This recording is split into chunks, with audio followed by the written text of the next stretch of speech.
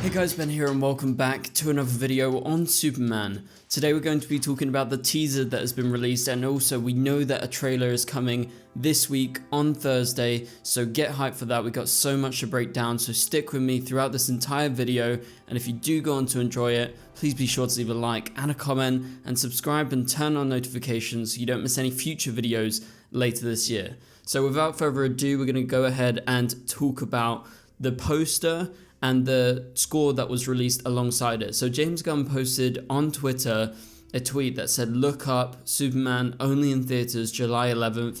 It has the poster for Superman, which we're going to break down, but there's also part of the score. It's 56 seconds long, and I love the score. Now, let me know, what did you think about it in the comments down below?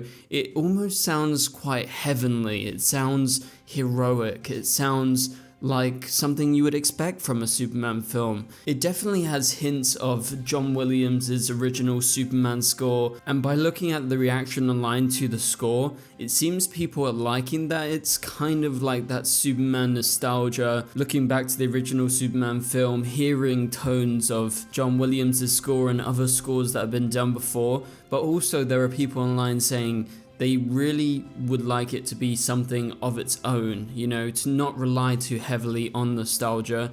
And some people I saw online saying that they appreciate what Superman Lois did and the way that it was referencing past Superman moments, but also was very clear that it was its own thing. So I think there is a balancing act that James Gunn is going to have to do when editing the film, because again, we don't really know how much is going to be like the Christopher Reeves film, or is it going to be just a James Gunn film, totally different from what you would expect. But anyway, let's move on to talk about the poster, because the poster is amazing. It really should have been the first look in my opinion. Obviously, I'm fine with the other look that they released a while ago, but this is just so good. The fact that they've put in the effort to not only make it a poster, but to have some sort of animation on it, you know, having it look like he's flying through the sky with all the colors, like the blues, the reds, the oranges, the yellows, the whites. It's all the colors that you associate with Superman. It's almost like his suit is streaking off in the air as he's flying, and you got those light rays, and I think it looks amazing. And yeah, his suit, if we look at his suit, it does look more detailed. It looks more like a classic modern Superman suit, a bit more maybe like Superman Lois, or a bit more like Henry Cavill's last suit in the DCEU. However, we all know that on screen is going to look like it's going to look.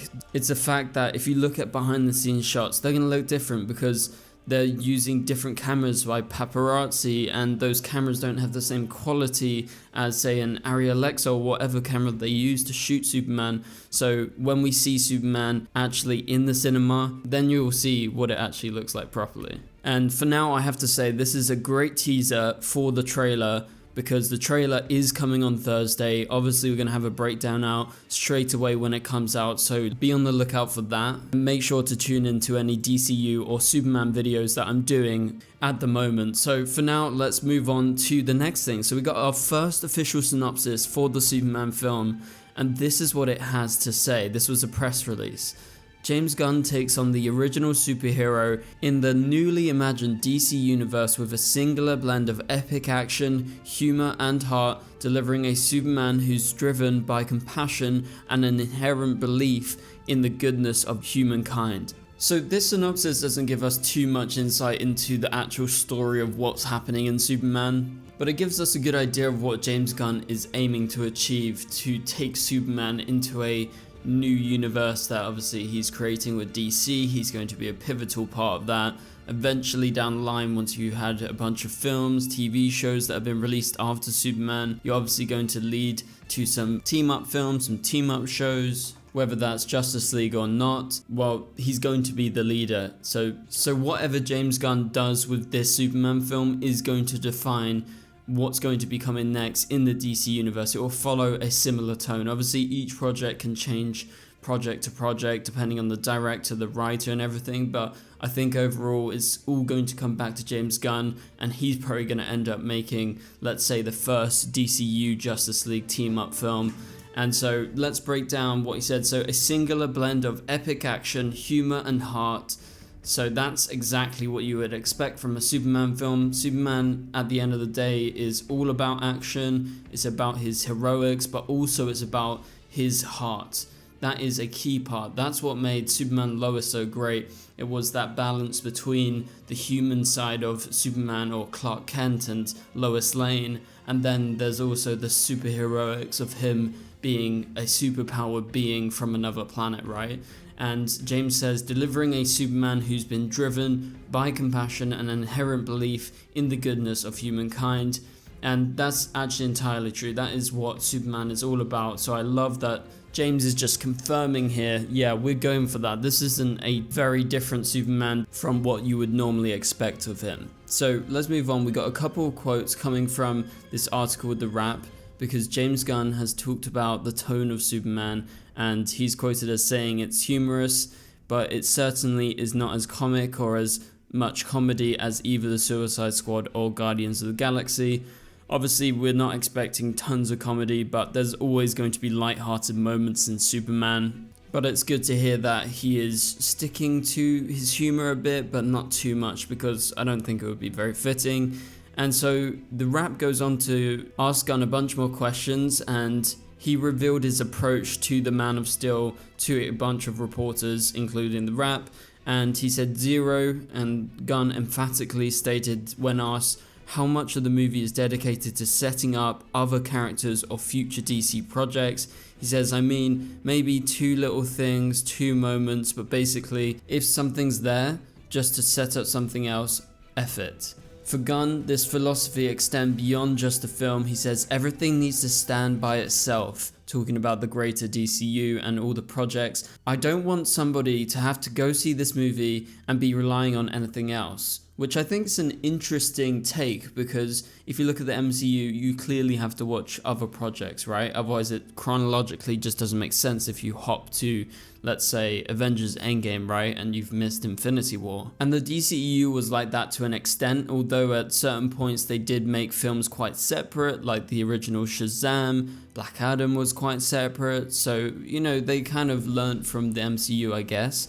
And Gunn continued by saying, if this sets up stuff in Peacemaker, which it does, then that's great, but that is never, ever, ever with me going to be something that I'm going to sacrifice even a moment or a beat in a story for, especially in a movie. So I like this. I like that Gunn is stating, this is what we're going to do. All the DCU films and TV shows are going to be about the project itself, and not necessarily, for now, about creating this new universe or, you know, leading to another TV show or another film. So then he goes on to say, with TV, you've got a little bit more leniency to be able to do that.